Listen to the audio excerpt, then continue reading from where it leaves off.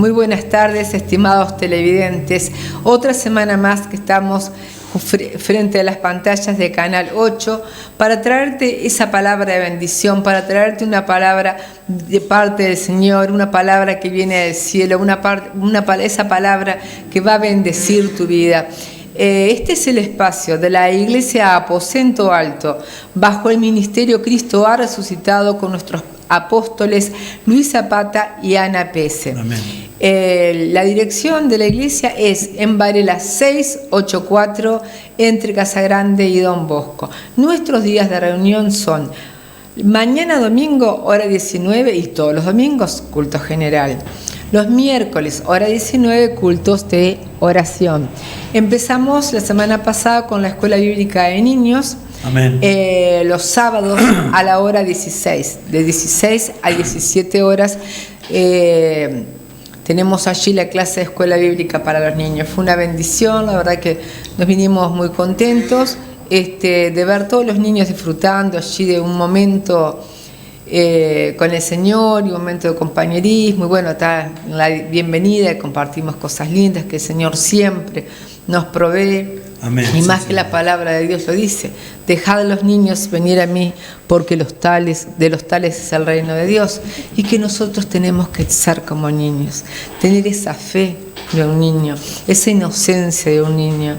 Porque un niño, cuando tú le prometes algo, él no cuestiona, él cree solamente. Sí, Señor. Y así debemos ser nosotros, creer las promesas de nuestro Dios sin cuestionarlo.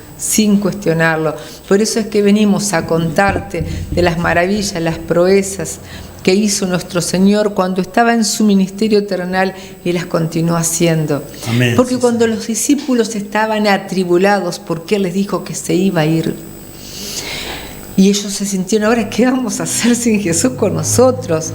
Entonces Él les dijo que no se preocuparan, porque Él les enviaría el otro Consolador, el Espíritu de verdad, el cual le revelaría todas las cosas.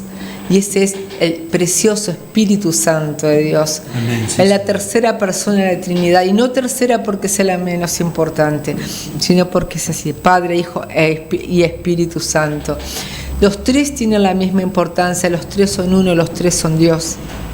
Y en este día, Dios Padre, que fue el que planeó, el autor de la salvación, Jesucristo, que fue el que la ejecutó, y el Amén, Espíritu sí, Santo, que es el que continúa la obra de regeneración en mi vida y en la tuya, cuando tú te aferres y aceptes a Jesús como Salvador, están obrando siempre en conjunto. Y bueno, ese precioso Espíritu Santo hoy está acá para hablarte, para convencerte de pecado, justicia y juicio. ¿Pecado? ¿Cuál pecado? El pecado de incredulidad, que es la madre de todos los pecados. Entonces Él está para convencerte, porque Él en nosotros los cristianos actúa dentro de nosotros, pero los que aún no son cristianos, Él está alrededor, Sí, tratando de que tú vuelvas tu mirada hacia Jesucristo, que fue el autor y consumador de la fe. Él está hablándote, tratando de convencerte de que esa incredulidad que hasta ahora ha estado apoderada de ti pueda irse en el nombre de Jesucristo, y que reconozcas tu condición, que reconozcas, y a veces reconocemos nuestra condición. Lo que nos cuesta es reconocer a quién debemos ir a presentarle nuestra situación. Pero el Espíritu Santo te convence de pecado, de incredulidad, de justicia y de juicio. Amén, sí, Señor. Amén. Entonces, en esta hora yo te pido que tú estés atento, que permitas que el Espíritu Santo obre en tu vida, para que la palabra que sea soltada halle cabida en tu corazón, para que puedas pasar a ser un hijo de Dios, y de esa manera disfrutar de todas aquellas cosas preciosas que Jesús tiene para darte. Porque sobre todo siempre te digo lo mismo: la salvación. Y después todas esas cosas, porque ya desde el momento que nos entregamos a Él y decidimos permanecer en Él, porque ya te lo dije en una ocasión, no es hacer una oración y decir soy hijo de Dios y vivir tu vida como la quieres, no. En la vid verdadera, en San Juan 15 dice que debemos permanecer en Jesús y que si permanecemos en Jesús, seríamos amigos de Jesús. Entonces debemos permanecer como permanecemos en Jesús, poniendo su palabra por obra, haciendo todo aquello que está escrito en este manual de vida, en el cual cuando nosotros lo leemos vemos el carácter santo de Dios y lo que Él demanda de nosotros. Y bueno, esa es la manera de permanecer en Jesucristo, estar arraigados a Él, estar firmes en esa raíz que es Jesucristo, y de permitir que el Espíritu Santo, que es esa savia que pasa por el tallo de esa vid, sea el que nos vaya ayudando para ir siendo transformados hasta poder llegar a tener la mente de Cristo. Que eso es lo que procuramos, llegar a tener la mente de Cristo. Por eso es que somos cristianos, pequeños Cristos, imitadores de Cristo, discípulos de Cristo. ¿Qué es eso? Ser imitadores, porque una cosa es ser un seguidor y el seguidor lo sigue de lejos. El seguidor no es el que permanece en la planta, no es el que permanece en la vid, es el discípulo. Y yo te invito a ti, que un día hiciste esa oración, pero que nunca te congregaste, que no has leído el manual de vida, que no estás en una comunión íntima con nuestro Señor, que tomes la decisión de congregarte. Escoge tú la iglesia evangélica que tú desees, la iglesia evangélica de buena doctrina. Nosotros te invitamos a la que nosotros lideramos, Edgardo, Cecilia, Amén. Cecilia, Edgardo, Aposento Alto, Ministerio Cristo ha Resucitado, Varela 684, miércoles hora 19, domingos hora 19, escuela bíblica sábados hora 16. Amén. Si tenés Sí, niños, acércalos, va a ser un gozo poder ver aumentar esos niños y verlos. Es una felicidad verlos compartiendo, dibujando, compartiendo la palabra de Dios, compartiendo lo que el alimento que podamos darle, aparte del alimento espiritual, el alimento físico. Si tienes un hijo, llévalo, que es tan importante, se instruye al niño en sus caminos y cuando sea grande, él no se va a olvidar. Amén. Lo que sembramos en la niñez, eso, los primeros 5 años de vida, dice que marcan la vida de un niño. Por eso, cuanto más chiquitos lo mandes, por supuesto, de 1 año, 2 años, no entienden, ya desde los 3 años, ya que lo vayas instruyendo en el camino del Señor, lo vas a ir formando futuros hijos de Dios. Amén. Tal vez algún día se olviden, tal vez algún día se aparten, porque las tentaciones, el mundo está allí, el diablo está allí, tentando con todas las cosas que te ofrece el mundo, pero un día va a pensar en aquello que un día escuchó en una escuela bíblica infantil y va a recordar que Dios lo amaba y que Dios dio su vida por él, y ese niño, ya siendo un hombre, a veces habiendo tenido unas caídas muy grandes, va a recordar la palabra, va a recordar que Jesucristo es el Amén. camino, Sí, Señor. la verdad y la vida, y va a ir en busca de la verdad, que es Jesucristo de Nazaret. Amén, Santo Dios. Bueno, quedó presentada el espacio de la iglesia de Aposento Alto, y le doy paso al pastor, porque ustedes ya me conocen, yo me pongo a hablar, y más que presentación, hago presentación y retirada. Presentación y retirada. Pero bueno. Bueno, pero mientras estaba hablando, esa breve introducción que hizo la pastora Cecilia, de repente me vino un pensamiento que es muy lindo, es una alabanza que la cantábamos hace años, y cuando ella hacía alusión, se mencionaba de que qué bueno que es mandar a la escuela bíblica a los niños para que, bueno, sí, es una alabanza que me encanta y voy a cantar un poquito así. Tengo una voz. ¿Y usted canta muy lindo? No sé si canto lindo, pero canto para Dios, y a Dios le apasiona cuando yo le canto. Amén, amén. Dice así: no te quedes en la orilla, ven y entra al ancho mar. Jesucristo está presente, mucho más te quiere dar. No te quedes en la orilla, No te conformes con realmente solamente creer en Dios, sino comienza a entrar en las cosas de Dios. Buscad primeramente el reino de Dios y su justicia, y todo lo demás vendrá por añadidura. ¿Qué pasa? Eso lo encontrás a ese pasaje, lo encontrás en Ezequiel capítulo 47, cuando dice la palabra de Dios: 1000 codos son 450 metros, y tengo el agua en los tobillos. Otros 1000 codos y tengo el agua en las rodillas. Otros 1000 codos y tengo el agua en los lomos. Y otros 1000 codos y tengo que nadar para estar con mi Señor. Amén. Y eso es lo que a Dios le agrada. Cuando nosotros, pues no entiendo nada, como dije yo en un tiempo al pastor, en aquel tiempo al pastor Winston Andrada, al cual le mandamos un saludo desde este lugar. Le digo yo: pastor, yo no entiendo nada de esto. Bueno, usted lea, porque lo que usted lee, eso queda grabado. Y bueno, y así es realmente. Después, con mucho tiempo, al mucho tiempo el Espíritu Santo me comenzó a revelar las cosas. Pero qué importante es tener fe, porque sin fe es imposible agradar a Dios. Y acá vamos a leer un pasaje. Yo les invito a que ustedes abran su Biblia. Están menos en el Evangelio de Juan, están los 3 evangelios. Yo voy a leer en San Lucas capítulo 7, versículo 1 en adelante. Después lo encontrás en Mateo capítulo 8, del 5 al 13 también. Al siervo del centurión. Bueno, este pasaje es muy importante porque este hombre, un centurión, era un encargado de una compañía de soldados, por lo generalmente romanos, por supuesto, que estaba ahí porque los israelitas estaban bajo el imperio romano. Pero este hombre había oído hablar de Jesús y creía en Jesucristo de Nazaret. Lo leemos en el nombre de Jesús. Amén. Dice la palabra de Dios: después que hubo terminado todas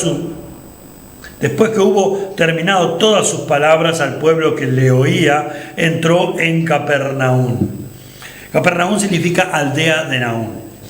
Y el siervo de un centurión, a quien éste quería mucho, estaba enfermo y a punto de morir. Quiere decir que un siervo de ese centurión estaba muy enfermo y estaba en grave estado. Pero mirá la actitud del centurión. Cuando el centurión oyó hablar de Jesús, le envió unos ancianos de los judíos rogándole que viniese y sanase a su siervo. Ellos vinieron a Jesús y le rogaron con solicitud, diciéndole: es digno de que le concedas esto, porque ama a nuestra nación y nos edificó una sinagoga. Y Jesús fue con ellos, pero cuando ya no estaban lejos de la casa, quiere decir que ya se estaban acercando a la casa donde vivía el centurión y estaba el siervo, el centurión envió a él unos amigos diciéndole: Señor, no te molestes, porque no soy digno de que entres bajo mi techo, temeroso de Dios, por lo que ni aún me tuve por digno de venir a ti, pero di la palabra y mi siervo será sano. Eso es fe. Eso es fe. Aleluya. Porque en el ministerio terrenal, como dijo la pastora creo que es San Juan capítulo 15, versículo 7, donde dice: todo lo que le pidieras al Padre en mi nombre, yo lo haré, yo se lo voy a conceder. Quiere Jesús. ¿A quién tenemos que pedirle a Dios? ¿En el nombre de quién? De Jesús. Todo lo que pidieras al Padre en mi nombre, yo lo haré. Entonces, acá vinieron a pedirle a Jesús directamente porque estaba en el ministerio terrenal. Dice también, porque en el 7, vamos a leer el 7 otra vez. Por lo que ni aún me tuve por digno de venir a ti, pero di la palabra y mi siervo será sano, porque también yo soy hombre puesto bajo autoridad, y tengo soldados bajo mis órdenes. Y digo a este: ve y va, y al otro: ven y viene, y a mi siervo: haz esto, y lo hace. Al oír esto, Jesús se maravilló, y él, volviéndose, dijo a la gente que le seguía. Yo me imagino, me hago una idea de esa escena: Jesús predicando la palabra, rodeado por la gente, y a todos, cuando le escuchó esto, se debe haber dado vuelta y le habrá dicho a todos: mirá esto, os digo que ni aún en Israel he hallado tanta fe. Amén. Y al regresar a casa, los que habían sido enviados hallaron sano al siervo que había estado enfermo. Qué tremendo, porque vos te pones, capaz que en la lectura no lo entendés, te pones la casa del centurión, un hombre, ya te digo, no judío, pero él escuchó que andaba Jesús en la vuelta, andaba Jesús predicando la palabra del reino y sanando enfermos y todas esas cosas. Entonces, se enojó, se molestó, hizo un comentario nada más. No, ejecutó la fe, porque él ya había oído hablar de Jesús, del maestro, como le llamaban, el rabí, aleluya, y mandó a los ancianos de la sinagoga para que le dijesen a Jesús que fuese a la casa, porque así fue el primer pedido, que fuese a la casa y sanara a su siervo. Macanudo, van y le dice, y Jesús lo escucha y ya tomó la decisión de comenzar a caminar, e ir para la casa del centurión. Pero cuando ya estaban por llegar a la casa, el centurión, temeroso de Dios, le manda a decir que él no fue digno de ir él personalmente a pedirle, a hacerle esa petición de que fuera a sanar su siervo, y que había mandado a los ancianos, y que tampoco era digno de estar bajo el techo de su casa, el Señor, que dijese, que diere la palabra, eso es fe, y mi siervo será sano. ¿Cuántas veces nosotros tenemos que ver las cosas para creer? La fe, como decimos todos los programas, es la certeza de lo que se espera, la convicción de lo que no vemos. Bueno, entonces ¿qué hizo? Jesús lo dijo en público: ni en Israel he encontrado la fe de este hombre. Ve, tu siervo es sano. Y cuando regresaron, estaba sano. ¡Qué tremendo es el poder maravilloso de nuestro Señor Jesucristo! En el nombre de Jesús, yo bendigo a todas aquellas personas que están atravesando un problema de salud en estos momentos, y yo le pido a Dios. Yo no te conozco, tal vez. Hay a muchas personas que sí conocemos con la pastora y hemos recibido las peticiones de oración. Pero si tú estás mirando este programa y estás atravesando un problema de salud, en el nombre de Jesús, cree que el Señor, aleluya, comenzó a poner tu mano poderosa en tu vida. Pero no te quedes en la orilla. Vení y entra al ancho mar, porque ¿qué hay en la costa de los ríos hay basura, ahí está toda la suciedad.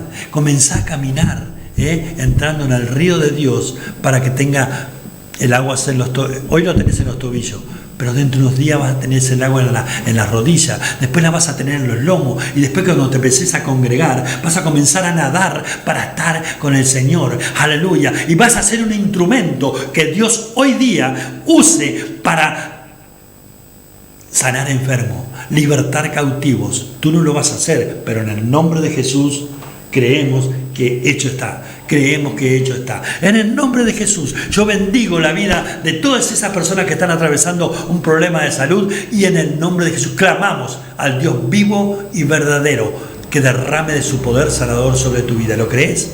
¿Lo crees? Bueno, dentro de unos días, cuando el Señor haga el milagro, vas a mandarnos un mensaje y vas a testificar cuán grandes cosas ha hecho el Señor contigo, conmigo y con todos aquellos que creen en el Señor Jesús. Amén, la verdad que sí. Dios es un Dios de milagros, y no solamente sanó, hizo mucho tipo de milagros Jesucristo.